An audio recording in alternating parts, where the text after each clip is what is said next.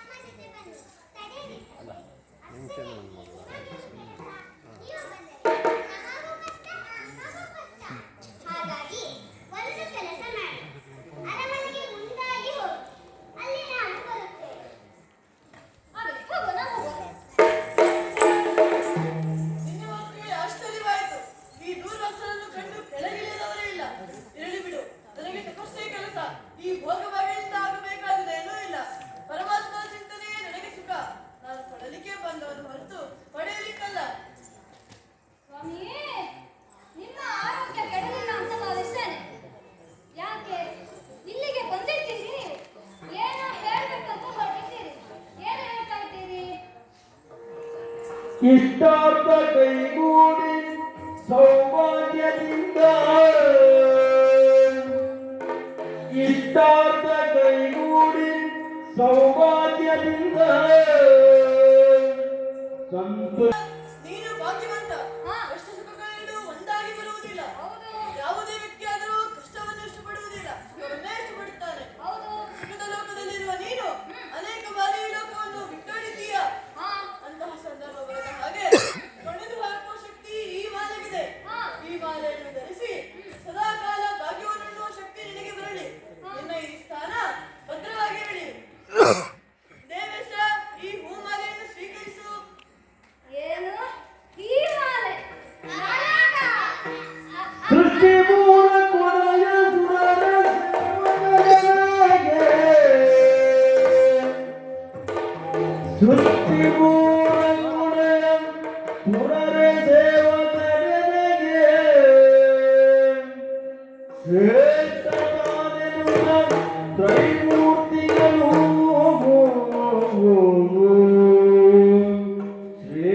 ನಿಮಗೆ ಯಾವ ಸಮಯದಲ್ಲಿ ಎಲ್ಲಿಗೆ ಹೋಗಿ ಏನು ಮಾಡಬೇಕಂತ ಗೊತ್ತಿಲ್ಲ. ಹಾಗಾಗಿ 3 ಹೊತ್ತು ತಪಸ್ಸು ಮಾಡುವುದು, ಬೇಕಾದ ಕಡೆಗೆ ಹೋಗುವುದಲ್ಲ, ಬೇಡದವರ ಕಡೆಗೆ ಬರುವುದು. ಬಂದು ಈ ಮಾಲೆಯನ್ನು ತೆಗೆದುಕೋ ಅಂತ ಹೇಳ್ತಾ ಇದ್ದೀರಲ್ಲ, ನಿಮಗೆ ತಲೆ ಸರಿ ಇದೆ ಅಂತ ಕೇಳುದು ನಾನು. ನಾನು ಯಾರು? ಈ 3 ಲೋಕಕ್ಕೆ ಒಡೆಯ ಸುರೇಂದ್ರ. ನನಗೆ ದಿಕ್ಪಾಲಕರು, ದೇವತೆಗಳೇ ಸೇವಕರು.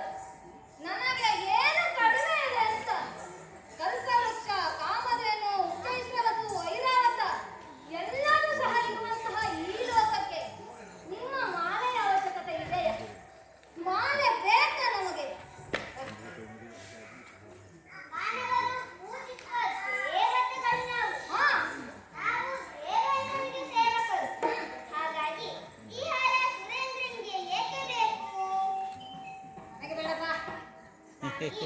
ನೀವು ಎಲ್ಲೋ ಹೋಗುವವರು ಇಲ್ಲಿ ಬಂದರೆ ಬೇಕು.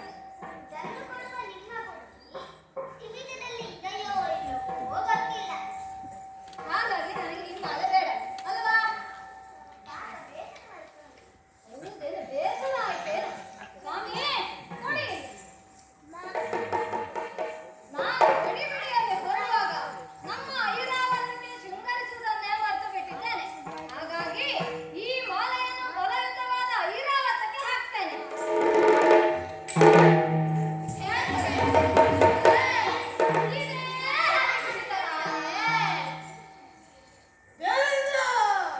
ಏನಕ್ಕೆ ಮುದಲಿಯ ಎಂದು ವರ್ತಿಸುತ್ತಿದ್ದೀಯಾ? ಮಾನವಂತರನ್ನು ತಿಳಿದರೆ ನೀನೆಂದು ವರ್ತಿಸುತ್ತಿದ್ದೀಯಾ? ಮದ ಮನಸ್ಸನ್ನೇರಿದರೆ ಹೀಗೆ ಆಗುವುದು. ವಿವೇಕ ಮರೆಯಾಗ್ತದೆ.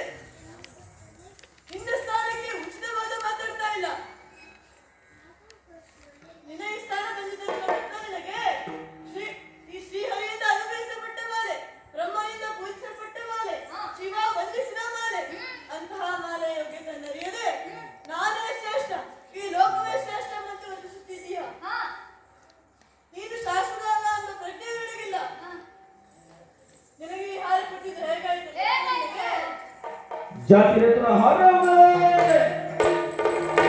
ನೀನು ಹಾಗೆ ಮಾಡಿದೆ. ಅಸಾಮಾನ್ಯವಾದ ಹಾರವನ್ನು ನಿನಗೆ ಕೊಟ್ಟರೆ ಅದನ್ನು ಧರಿಸಿ ಬರೆಯಬೇಕಾದ ನೀನು ನಿನ್ನ ಆನೆಗೆ ಹಾಕಿದೆ. ನಿನ್ನ ಆನೆ ಸೊಂಡಿಲಿನಿಂದ ಕಿತ್ತು ಕಾಲಿನಿಂದ ಹಾಕಿದ್ದು. ನಿನ್ನ ಸುಖಿಗೆ ಕಾರಣವಾದ ಸ್ವರ್ಗ ಸಂಪತ್ತನ್ನು ಕಳೆದು ಹಾಕ್ತೇನೆ.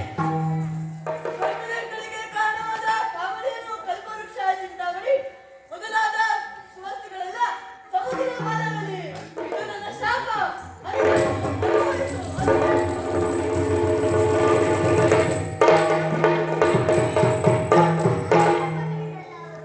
ಅವರು ತಪಸ್ಸು ಮಾಡುವುದು ಹೀಗೆ ಶಾಪ ಕೊಡುವುದಕ್ಕೆ. ಅವರಿಗೆ ಹಾರ ತೆಗೆದುಕೊಳ್ಳಲಿಲ್ಲ ಅಂತ ಸಿಟ್ಟು, ಹಾಗಾಗಿ ಈ ರೀತಿ ಮಾಡಿದ್ದಾರೆ. ಅದು ಮುಂದೊಂದು ದಿನ ಆಗ್ತದೆ. ಈಗಲೇ ಯಾಕೆ ನಮ್ಮ ಸಂತೋಷ ಹಾಳು ಮಾಡಿಕೊಳ್ಬೇಕು?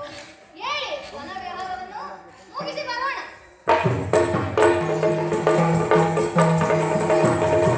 ಏನು ಮಾಡಿತು? ಅದೆಲ್ಲ ನಿನಗೆ ಯಾಕೋ? ಆನೆ ತುಳಿದು ಹಾಕಿತು. ಅದಕ್ಕೇನೀಗ? ನೀನು ಅಯೋಗ್ಯ, ಸ್ವರ್ಗವನ್ನು ಆಳಬೇಡ, ನಾವು ಆಳುತ್ತೇವೆ ಇಳಿಪಟ್ಟದಿಂದ. ಏನು? ಸ್ವರ್ಗವನ್ನು ನೀವು ಆಳುವುದ? ದೇವತೆಗಳೇ, ನಾವೇನು ಮಾಡುತ್ತೇವೆ?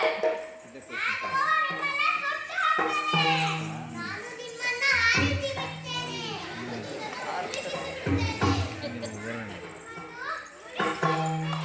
ನೋಡೋಣ ಬಾರ. ಬಾರ.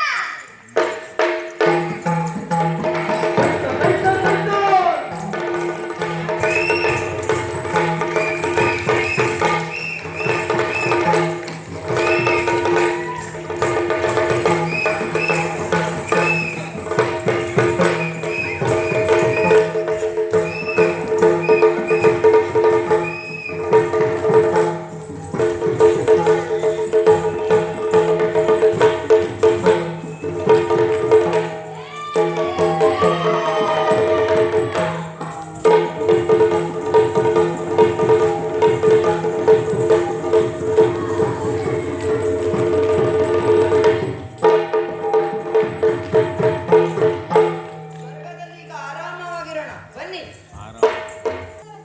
ದೂರ್ವಾಸ ನುಡಿತನ ತುಂಬ ನಂದನದಿ ಕಷ್ಟ ಸುರಪುರಗೆ ನಂದನದಿ ಕಷ್ಟ ಸುರಪುರಗೆ ಕೆಡುಕರ ದುಷ್ಟಗೆ ಆಯ್ತು ಕಷ್ಟವಿನ ಕಡೆಗಾಣಿಸುವ ಬಗೆಯಲ್ಲಿ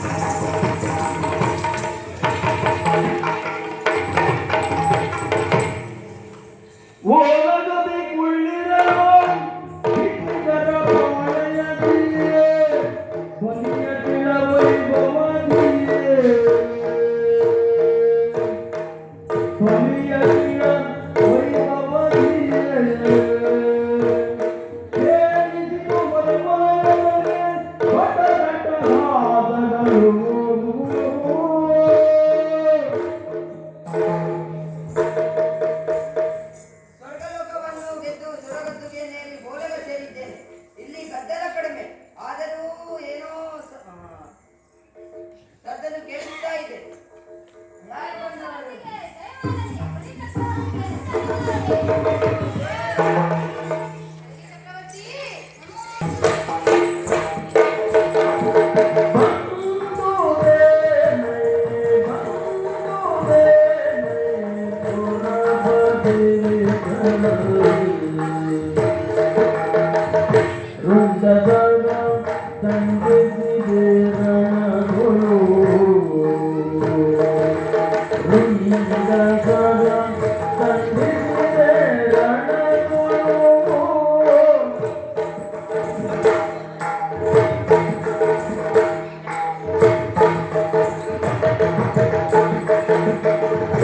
ಎಂದು ಬಡವಳಿ ಸುಮೆಯ ಬದನವು ಕಂಡಿದೆವು.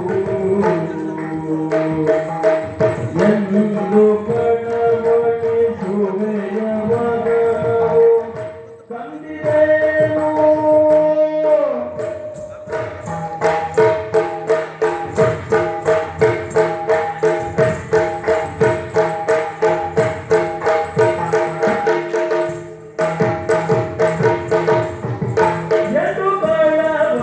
ಸುಮೆಯ ಬದನವು ಕಂಡಿದೆವು.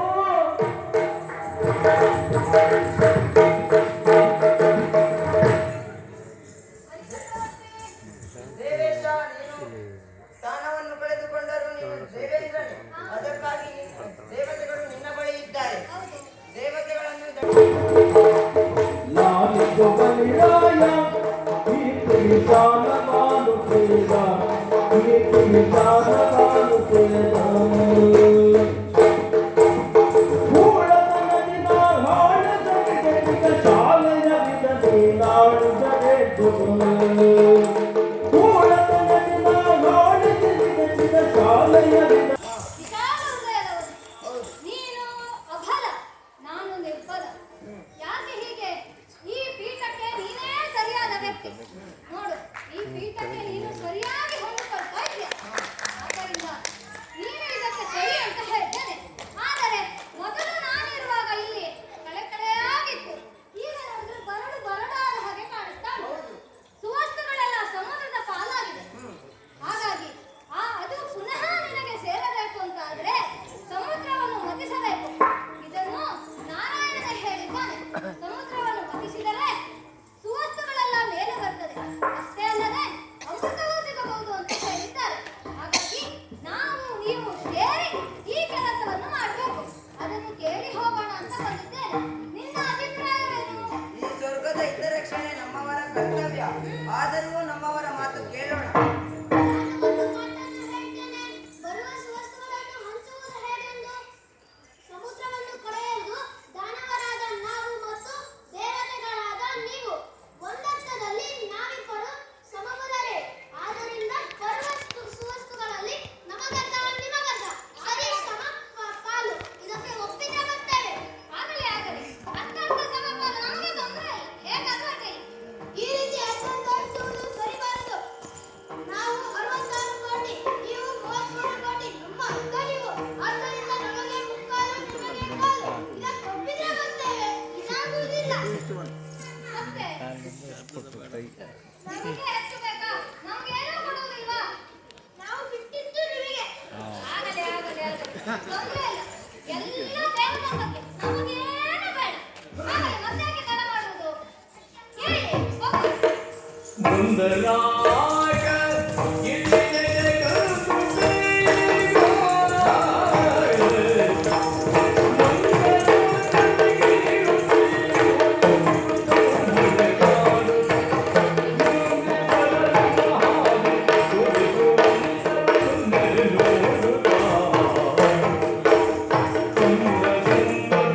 ಸುರ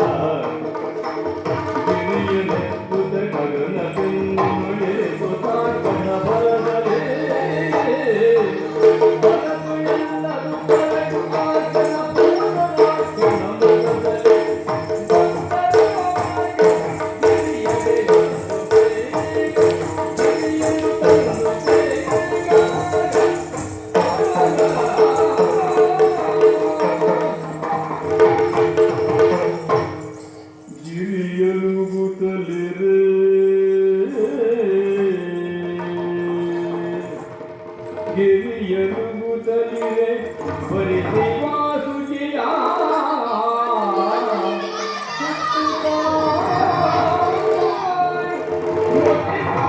ತರುಳು ಗಿರಿಮುಳ್ಳು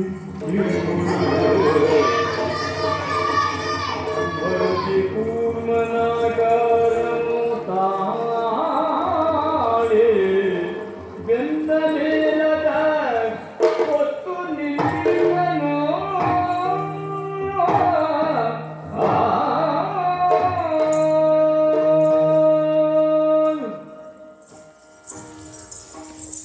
ದೇವದಾನವರು ಸೇರಿ ಬಹಳ ಸಾಹಸದ ಕೆಲಸವನ್ನು ಮಾಡಿದ್ದೀರಿ. ಗಿರಿಯ ಭಾರವನ್ನು ತಾಳಲಾರದೆ ಮಧ್ಯದಲ್ಲಿಯೇ ಗಿರಿಯನ್ನು ಬಿಟ್ಟು ಬಿದ್ದಿದ್ದೀನಿ.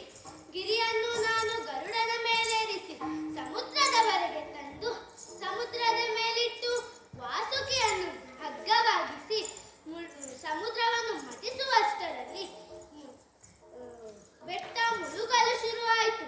ನಾನು ನನ್ನೊಂದಂಶದಿಂದ ಕೂರ್ಮಾವತಾರವನ್ನು ತಾಳಿ ಗಿರಿಯನ್ನು ಬೆನ್ನ ಮೇಲೆ ಎತ್ತಿ ಹಿಡಿದಿದ್ದೇನೆ. ಇನ್ನು ಗಿರಿ ಮುಳುಗುವುದಿಲ್ಲ. ತಡವೇಕೆ, ಮತಿಸಲು ಆರಂಭಿಸಿ. ಹರಿಹರಾತ್ಯ ರಾಜ್ಯೆಯನ್ನು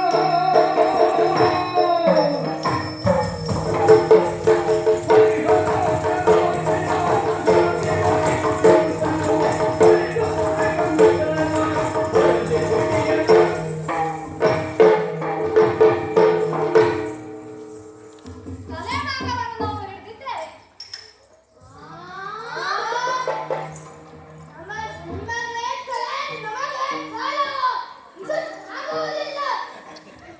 ಮತ್ತೇನು ಮಾಡಬೇಕು? ಆಗಲಿ ಆಗಲಿ ಆಗಲಿ. ತಲೆಯಿಲ್ಲದವರಿಗೆ ತಲೆಯೇ ಸರಿ. ಸರಿ, ನಾವಂತೂ.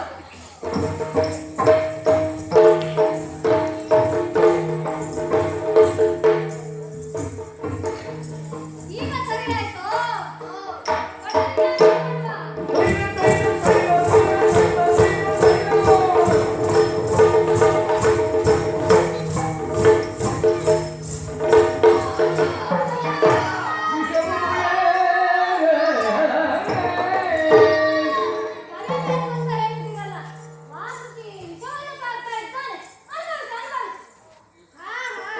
ವಾಸುಕಿ ವಿಷವನ್ನು ಕಾರಬೇಡ.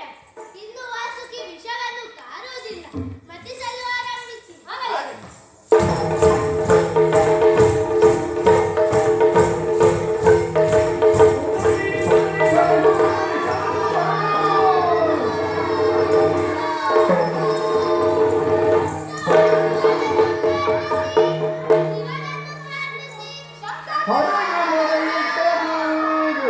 ಶಂಕರ ಸರ್ವೇಶ್ವರ ಗೋಳಿದು ತಿರುವುತ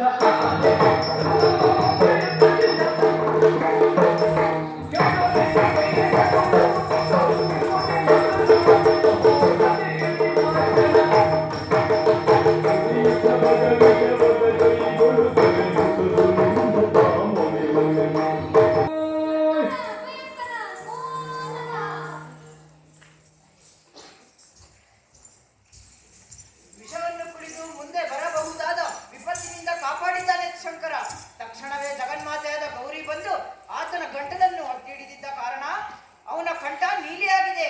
ಇನ್ನು ಮೇಲೆ ಶಂಕರನಿಗೆ ನೀಲಕಂಠ ವಿಷಕಂಠ ಎಂಬ ಹೆಸರು ಬರಲಿ.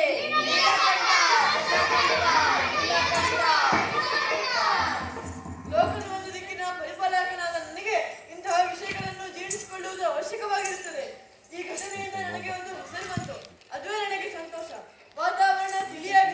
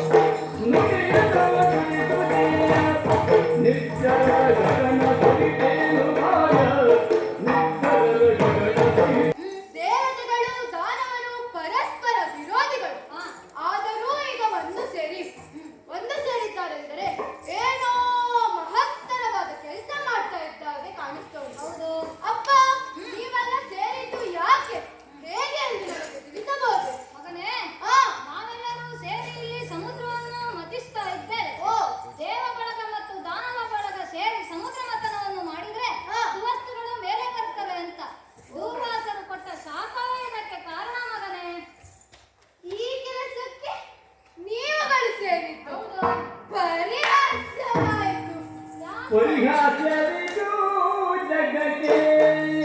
ನೀವುಗಳು ಸೇರಿದ್ದೀರಿ. ಪರಿಹಾಸ್ಯವಾಯಿತು. ಯಾಕೆ?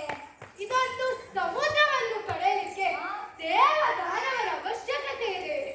ಇದು ಜಗತ್ತಿಗೆ ಪರಿಹಾಸ್ಯವಾಗಿ ಕಾಣಿಸ್ತಾ ಉಂಟು. ಅಪ್ಪ, ಯಾಕೋ? ದೇವತೆಗಳಲ್ಲಿ ದಾನವರಲ್ಲಿ ಶಕ್ತಿಶಾಲಿಗಳಿದ್ದಾರೆ, ವೀರರಿದ್ದಾರೆ, ಶೂರರಿದ್ದಾರೆ. ನಿಮ್ಮ ಎರಡೂ ಪಕ್ಷದವರಿಗೂ ಬಲೆಯುತ್ತಾರೆ ಎಂಬ ಮಾತಿದೆ. ಹೀಗಿರುವಾಗ ಈ ಸಮುದ್ರವನ್ನು ಕಳೆಯಲಿಕ್ಕೆ ನೀವು ಎರಡು ಪಕ್ಷದವರು ಸೇರಿದ್ದೀರಿ. ಇದು ನಿಮ್ಮ ಸ್ಥಾನಕ್ಕೆ, ಪರಾಕ್ರಮಕ್ಕೆ ಕುಂದು. ಅಪ್ಪ, ಒಂದು ಸಣ್ಣ ಕೆಲಸ ಮಾಡಲಿಕ್ಕೆ ಹಲವರು ಸೇರಿದರೆ ಏನಾಗುತ್ತದೆ ಹೇಳಿ? ಅದು ಸುಲಭವಾಗಿ ಆಗುವುದಿಲ್ಲ, ಕೆಡುತ್ತದೆ. ಅಪ್ಪ, ಈ ನಿಮ್ಮ ಕಾರ್ಯ ಲೋಕಕ್ಕೆ ಪರಿಹಾಸ್ಯವಾಗಿ ಕಾಣಿಸ್ತಾ ಉಂಟು. ಮಗನೇ, ಹಾ, ಏನು ಹುಡುಗಾಟದ ಮಾತನಾಡ್ತಾ ಇದ್ದೀಯ? ಪರಿಹಾಸ್ಯ ಅಂತೆಲ್ಲ ಹೇಳ್ತಾ ಇದ್ದೀಯ. ಈ ಕೆಲಸಕ್ಕೆ ಶಕ್ತಿ ಸಾಮರ್ಥ್ಯ ಎರಡೂ ಬೇಕು. ಹಾಗಾಗಿ ದೇವ ದಾನವರು ಸೇರಿ ಇದನ್ನು ಮಾಡ್ತಾ ಇದ್ದಾರೆ. ನೀನು ಹಾಗೆಲ್ಲ ಅಪಹಾಸ್ಯ ಮಾಡುವುದು ಬೇಡ. ನಿನಗೆ ಏನು ಗೊತ್ತು? ಕಿಷ್ಕಿಂಧೆಯ ಒಂದು ರಾಜನೇ. ಹೌದು. ಸುಮ್ಮನೆ ಇದೆಲ್ಲ ಮಾತನಾಡುವುದು ಬೇಡ. ನಾವು ನಮ್ಮಷ್ಟಕ್ಕೆ ಕೆಲಸವನ್ನು ಮಾಡ್ತೇವೆ. ಅದೋ ನೋಡು, ಅಲ್ಲಿ ಹೋಗಿ ಬೆಟ್ಟದ ಮೇಲೆ ಹೋಗಿ ಕುಳಿತುಕೋ. ನೋಡು ನಾವು ಏನ್ ಮಾಡ್ತೇವೆ ಅಂತ. ಏನು? ದೂರದಿಂದ ನಾನು ಹೋಗಿ ಕುಳಿತುಕೊಂಡು ನೋಡಬೇಕು. ನಾನಲ್ಲ, ನೀವುಗಳು ಕುಳಿತುಕೊಂಡು ನೋಡಬೇಕು. ಹೌದಾ? ದೂರ ಸಮುದ್ರವನ್ನು, ನಿಮ್ಮ ಶ್ರಮವನ್ನು ವ್ಯರ್ಥ ಮಾಡಿಕೊಳ್ಳಬೇಕು. ಆಯ್ತು. ನಾನು ಒಬ್ಬನೇ ಈ ಸಮುದ್ರವನ್ನು ಮತಿಸುತ್ತೇನೆ. ನೀವುಗಳು ದೂರದಿಂದ ಹೋಗಿ ಕುಳಿತುಕೊಂಡು ನೋಡಿ. ಆ? ಹೌದು, ನೀನು ಒಬ್ಬನೇ ಸಮುದ್ರ ಮಥನವನ್ನು ಮಾಡ್ತೀಯ. ನಾನು ಒಬ್ಬನೇ ಸಮುದ್ರವನ್ನು ಮತಿಸುತ್ತೇನೆ. ಮಗನೇ, ಹಾ. ಇದೆಲ್ಲ ಆಗಿ ಹೋಗೋ ಕೆಲಸ ಅಲ್ಲ. ನಿನ್ನ ಈ ಶ್ರೀರತ್ನವೊಂದು ಬಂದಿದೆ. ಹಾ. ಇದನ್ನು ನೀವೇ ಇಟ್ಟುಕೊಳ್ಳಿ. ಪುನಃ ಮತಿಸುತ್ತೇನೆ. ಏನು ಬರುತ್ತದೆ ನೋಡಿ. ಮಾಡಿ, ತಡಿ. ಈ ಮಹತ್ತರವಾದ ಕಾರ್ಯ ಪ್ರಾರಂಭವಾಗುವ ಮೊದಲು ಹಾ. ದೇವ ದಾನವರುಗಳಲ್ಲಿ ಒಂದು ಒಪ್ಪಂದವಾಗಿದೆ. ಏನು ಒಪ್ಪಂದ? ನೀನು ಈಗ ಸಮುದ್ರವನ್ನು ಕಡೆದಾಗ ಬಂದ ವಸ್ತುಗಳನ್ನು ಹಾ. ಈ ಇಬ್ಬರು ಹಂಚಿಕೊಳ್ಳಬೇಕು ಅಂತ. ಅದಕ್ಕೆ ನೀನು ಈಗ ಸಮುದ್ರ ಮತವನ್ನು ಕಡೆದಾಗ ಬಂದ ವಸ್ತುಗಳನ್ನು ಯಾರಿಗೆ ಅಂತ ಕೊಡುತ್ತೀಯಾ? ಅದಕ್ಕೆ ನೀನು ಸಮುದ್ರ ಮತವನ್ನು ಮಾಡುವುದೇ ಬೇಡ. ನಾವು ನೀನು ಪರಾಕ್ರಮಿ ಎಂದು ಒಪ್ಪಿಕೊಳ್ಳುತ್ತೇವೆ. ಮಗನೇ, ಈಗ ಬಂದ ಹೆಣ್ಣು ಮಗುವನ್ನು ನೀನು ಕರೆದುಕೊಂಡು ಬಂದಿದ್ರಿಂದ, ಕೈ ಹಿಡಿದು ಕರೆದುಕೊಂಡು ಬಂದಿದ್ರಿಂದ ಪಾಣಿಗ್ರಹಣ ಮಾಡಿದಂತಾಯ್ತು. ಇವಳು ತಾರೆ. ಇವಳನ್ನು ನಿನಗೇ ಕೊಟ್ಟು ಮದುವೆ ಮಾಡ್ತೇವೆ.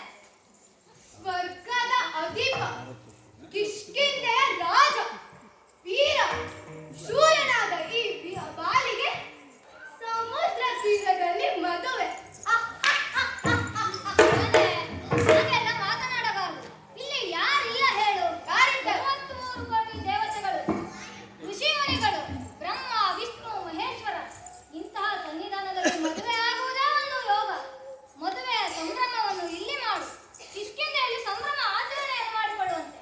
ಆಗಲಿ, ನನ್ನ ಮದುವೆ ಸಂಭ್ರಮವನ್ನು ಕಿಷ್ಕಿಂಧೆಯಲ್ಲಿಯೇ ಮಾಡಿ ಬರುತ್ತೇನೆ. ಆಗಲಿ ಮಗನೇ, ಹೋಗಿ ಬರಲೇ? ಒಳ್ಳೆಯದಾಗಲಿ, ಹೋಗಿ ಬಾ. ಮೃದುಗಿಟ್ಟು ಎಲ್ಲರೇ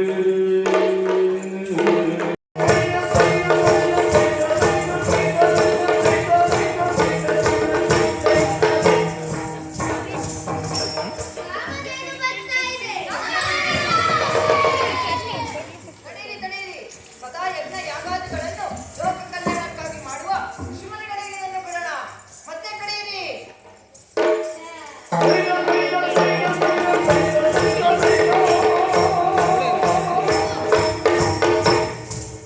ಚಂದ್ರ ಬರ್ತಾ ಇದೆ.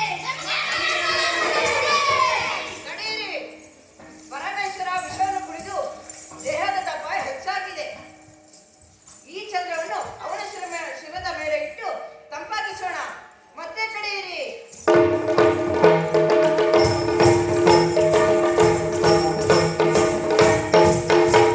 ಸ್ವರ್ಗದ ಸೂಕ್ಷ್ಮಗಳಾದ ಕಾಮಧೇನು, ಕಲ್ಪವೃಕ್ಷ, ಚಿಂತಾಮಣಿ, ದಿಗ್ವಸ್ತುಗಳೆಲ್ಲ ಮೇಲೆದ್ದು ಬರ್ತಾ ಇವೆ. ತಡೀರಿ. ಇದೆಲ್ಲ ಸ್ವರ್ಗಕ್ಕೆ ಸೇರಲಿ.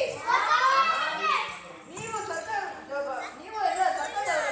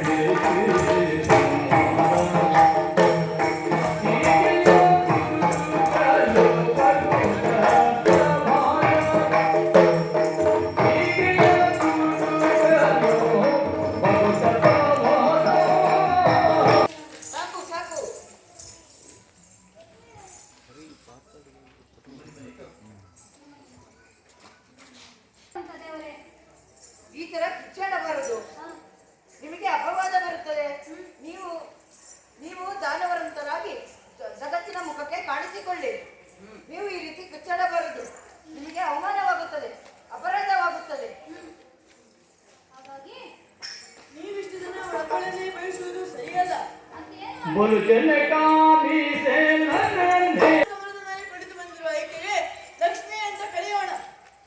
ಯಾರು ಒಬ್ಬಳಿಗೆ ಅವಳು ಒಲೆಯಬೇಕು ಹೊರತು ಎಲ್ಲರಿಗಲ್ಲ.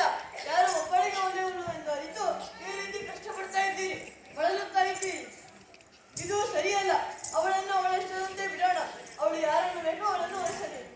ಇಲ್ಲಿ ದಾನವರಾದ ನೀವು, ದೇವತೆಗಳಾದ ನೀವು, ತ್ರಿಮೂರ್ತಿಗಳಾದ ನಾವು ಸಾಲಾಗಿ ಇರೋಣ.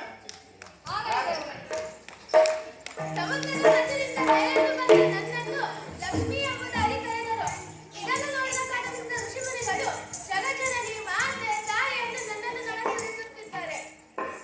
ದೇವತೆಗಳು ನನಗೆ ಬಿಟ್ಟಿದ್ದಾರೆ. ನನಗೆ ಯಾರು ಬೇಕೋ ಅವರ ಬಿಡಿಸಾಗಿ ಈ ಹೂಮಾಲೆಯನ್ನು ಅವರ ಕೊರಳಿಗೆ ಹಾಕ್ತೇನೆ.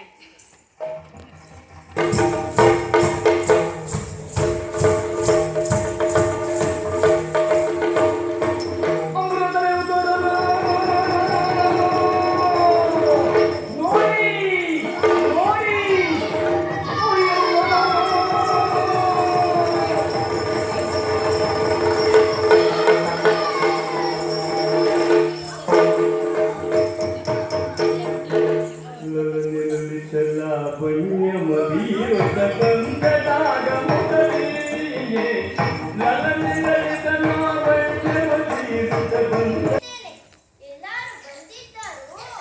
ಓ, ನೀವು ಬಂದಿದ್ದೀರಿ. ನೀವು ಹಾಗೆ ಬರೋರಲ್ವಲ್ಲ. ಓ ಹೋ ಹೋ, ನೀವು ಕೂಡ ಬಂದಿದ್ದೀರಿ. ನೀವು ಬಂದಿದ್ದ ತಡ ಆಯ್ತು, ನಾನು ಬಂದಿದ್ದ ಬೇಗ ಆಯ್ತಾ ಗೊತ್ತು. ಏನು? ಓ ಹೋ ಹೋ, ದೇವತೆಗಳು ಬಂದಿದ್ದೀರಿ. ಹೌದು. ಓ ಹೋ ಹೋ, ನೀವೆಲ್ಲರೂ ಬಂದಿದ್ದೀರಿ. ನಿಮ್ಮೆಲ್ಲರನ್ನು ಕಂಡು ಸಂತೋಷವಾಯಿತು. ಏ ಸಾರಸಲೋಚನೆ ನಿನ್ನ ಹಲ್ಲೆ, ಅದು ಹೊಲಲ್ಲ, ದಾಳಿಂಬೆ ಹಣ್ಣು. ನಿನ್ನ ವಯ್ಯಾರ, ಆಹಾ ನಿನ್ನ ನಿನ್ನ ಊರು ಯಾವುದೇ? ನಿನ್ನ ಅಪ್ಪ ಅಮ್ಮ ಯಾರು? ನಿನಗೆ ಮದುವೆ ಆಗಿದ್ಯಾ? ಗಂಡ ಇದ್ದಾನೋ? ಯಾಕಿದ್ದಾನೆ? ಹೇಳಿ. ಮಾತನ್ನು ಕೇಳಬೇಕು. ನೀವು ಲಯುದ್ಧರು. ಬಲಯುತರು ಪತಿಯನ್ನು ಕಂಡು ಸಂತೋಷವಾಯಿತು. ನೀವು ಬಲಯುದ್ಧರ ಹೃದಯ. ನನಗೆ ಊರಿಲ್ಲ, ತಂದೆ ತಾಯಿಗಳಿಲ್ಲ, ಅಣ್ಣ ತಮ್ಮಂದಿರಿಲ್ಲ, ಮದುವೆ ಆಗಿಲ್ಲ. ಈ ದೇವತೆಗಳಿಗಿಂತಲೂ ನೀವು ಬಲಯುದ್ಧರು. ನೀವು ದೇವಲೋಕವನ್ನು ಆಳುವ ವಿಚಾರ ತಿಳಿದು ಬಂದೆ. ಬರುವಾಗ ನನ್ನ ತೊಂದರೆಗೆ ಯಾರಾಗಿದ್ದಾರೋ ಅಂತ ಬಂದೆ. ಈ ಸುರನು ನನ್ನ ಸೇವೆಗೆ ಸರಿ. ಅವರಿಗೆ ಅಕ್ಷರೇನೇ ಸಾಕು. ನೀವು ಹಾಗಲ್ಲ. ಏನು ಅಂತ, ಏನು ಚಂದ, ನಿಮ್ಮ ಎತ್ತರವಾದ ನಿಲುವು, ನಿಮ್ಮ ದೊಡ್ಡವಾದ ಕಣ್ಣುಗಳು, ನಿಮ್ಮ ದೊಡ್ಡವಾದ ಶರೀರ. ಏನು ಅಂತ ನಿಮ್ಮ ರೂಪ. ನಿಮ್ಮ ರೂಪ ಹೇಗೋ ಹೃದಯವೂ ವಿಶಾಲವಾಗಿದೆ. ನಿಮ್ಮನ್ನು ನೋಡಿ ನಿಮ್ಮನ್ನೇ ಸೇರಬೇಕು ಎಂಬ ಮಹತ್ವಾಕಾಂಕ್ಷೆಯಿಂದ ಬಂದಿದ್ದೇನೆ. ಆದರೆ ನೀವುಗಳೇನೋ ಚಿಂತೆ ಮಾಡ್ತಾ ಇದ್ದೀರಿ. ಕೈಯಲ್ಲಿ ಏನೋ ಒಂದು ಕುಂಭವಿದೆ. ಅದನ್ನು ನೋಡ್ತೀರಿ, ನನ್ನನ್ನು ನೋಡ್ತೀರಿ. ಏನು ಹೇಳಿ. ನೀರು ಬರುವುದಕ್ಕೆ ಮುಂಚೆ ನಾವು ಸಮುದ್ರವನ್ನು ಕರೆಯುತ್ತಿದ್ದೇವೆ. ಅದರಿಂದ ಅಮೃತ ಬಂತು. ಅದನ್ನು ಕುಡಿಯುವುದು ಹೇಗೆ ಎಂದು ಚಿಂತೆಯಾಗಿತ್ತು. ನೀನು ನಮಗೆ ಅಮೃತವನ್ನು ಬಡಿಸುತ್ತೀಯಾ? ನನ್ನಲ್ಲಿ ನಿಮಗೆ ಎಷ್ಟು ಭದ್ರತೆಯೋ? ಎನ್ನಲಿ ಭರವಸೆ ಇಲ್ಲ. ಆದರೂ ನಿಮಗೆ ನನ್ನ ಮೇಲೆ ಎಷ್ಟು ಭರವಸೆಯೋ? ಭಿನ್ನಾಣ ಚಾತುರ್ಯಗಳಿಂದ ತುಂಬಿದ ಹೆಣ್ಣನ್ನು ನಮ್ಮಬಾರದು ಅಂತಾರೆ. ನೀವು ಕೊಟ್ಟ ಅಮೃತವನ್ನು ನಾನೇ ಕುಡಿದರೆ ನಮಗೆ ಮೊದಲು ಬಡಿಸಿ ಆಮೇಲೆ ಉಳಿದದ್ದನ್ನು ನೀನು ಕುಡಿದು ನಮ್ಮೊಟ್ಟಿಗೆ ಬಾ. ನಾನು ದೇವತೆಗಳಿಗೆ ಕೊಟ್ಟರೆ ಕೊಟ್ಟ ನಿನ್ನನ್ನು ಕುಡಿದವರನ್ನು ಬಿಡುವುದಿಲ್ಲ.